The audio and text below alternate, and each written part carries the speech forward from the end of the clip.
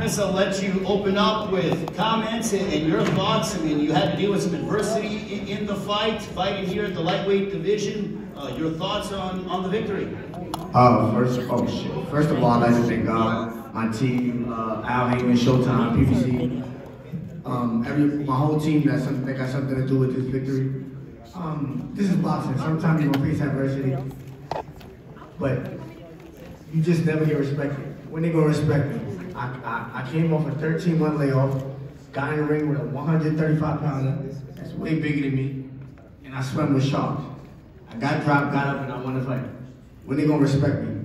Well, you were saying after the decision, and I know that the crowd had their own opinion, but you went ahead and said the crowd got an opinion. Run it back. The crowd got an opinion. Everybody got an opinion. It's like an asshole. We all got one. Right now, I'm going to turn it over to the media. If you have questions for Chris Primetime Colbert, raise your hand. We've got Steve Pratt, Martin Bader passing along the microphone. Wait until you get a microphone and give us your media affiliation. Keith Idek, you're first, by all means. Chris, congratulations. Thank you, brother. When it went to the cards, what was going through your mind before the scores were announced? Nah, I knew it was a close fight. I'm an honest critic to myself. I knew it was a close fight. I said, damn, that drop, that knockdown might be a draw. I don't want no draw. I need to win. Like, and but in boxing, sometimes you're gonna win pretty, sometimes you ain't. Today just wasn't a pretty win, but it don't matter. I got the win. He's a big, strong kid, obviously. How did you feel at 135? I can't really say like his power was like nothing crazy. Every time I could say that he really caught me with those shots, unleashing shots, is because every time he first throw the left hand, it would land, he would thumb me in my eye, and it would blind my vision. Every time with the left hand, it would blind my vision, and then I'd tighten up and he'd just start throwing. But I know every time he did that, he gonna get tired. And 35 was just like, it was just to come back just to prove something, but I'm going right down in my weight class.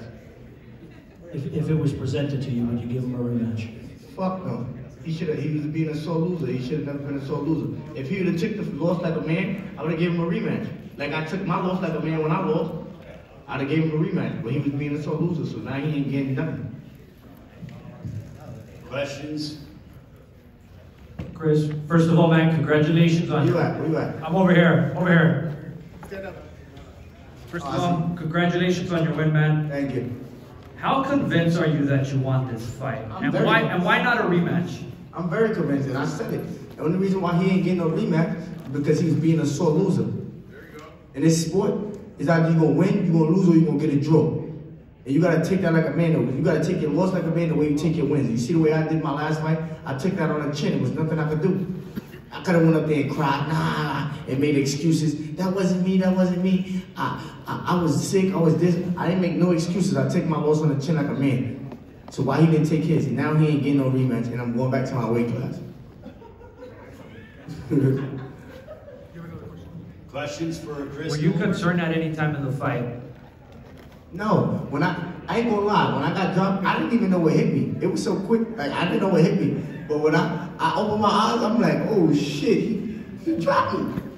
I said, Prom, stay composed, stay relaxed. I'm from the trenches, I'm from the mud. And we done been through worse than that, like, so that ain't about nothing. It's just about how you get up and how you handle the situation. I got up and I started backing him up. He caught me with good shots, I ain't gonna lie, he caught me with good shots, but I started dictating the fight with the jab, started backing him up, touching the body. There's no question that if I won or not. I mean, he can have his opinion, but like I said, he has an opinion, everybody got an opinion. It's like we all got an asshole.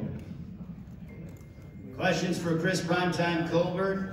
Raise your hand and ask away for the former world champion going back down to his weight class at 130. Yes, I am. I'm going to get my belt. I ain't a 135 pounder naturally. I just went up to prove something, and I got the victory. Like I said, I would have gave him a rematch because I don't care. I'm in this sport just to create a legacy, and that's a fight that could create a legacy. Me and him fighting again, but He was being a sore loser. He was talking crazy. I'm not with all that. I'm a professional man. Since we have you here, I might as well ask you, are you targeting anybody at 130? Because I was curious to see if you're going to stay at 35 or going back to 30. You mentioned you staying at 30.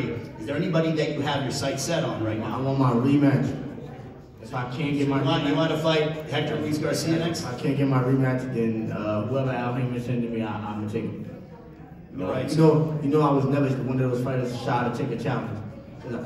If you want to get technical, I could have came back. Al Haymon offered me lesser opponents. I could have came back and took a bump.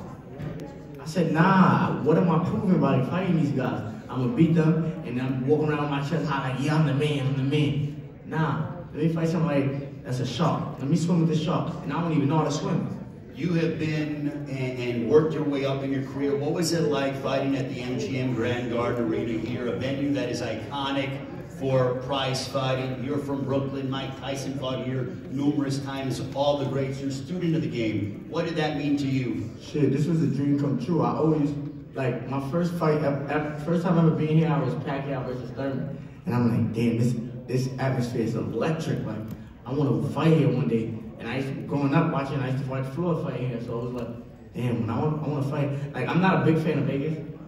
Every time I came to Vegas, it was always something. But are you a fan of Vegas now? Nah, I'm still not. I lived my dream. I ain't coming back. I already lived my dream by fighting in the MGM Grand. I ain't coming back. Put me in Barclays Center. All right, so Chris Colbert obviously wants to go home. Do we have any more questions for Chris Primetime Colbert? You got one in the back. And then we'll open it up for final comments for Chris and allow him to enjoy the rest of this evening. All right, Ron Goodall. Over here, Ron Goodall from FightHub.com. Congratulations. Thank you, brother. Coach Sosa Crew, Sosa Crew for life. I know you had a rivalry with Frank Martin a little bit, and Spence put out a tweet.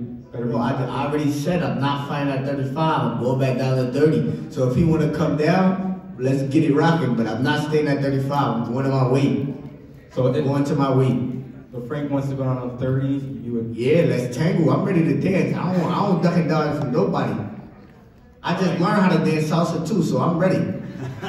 Chris, final thoughts as you conclude your evening here in Las Vegas with a victory over Jose Valenzuela.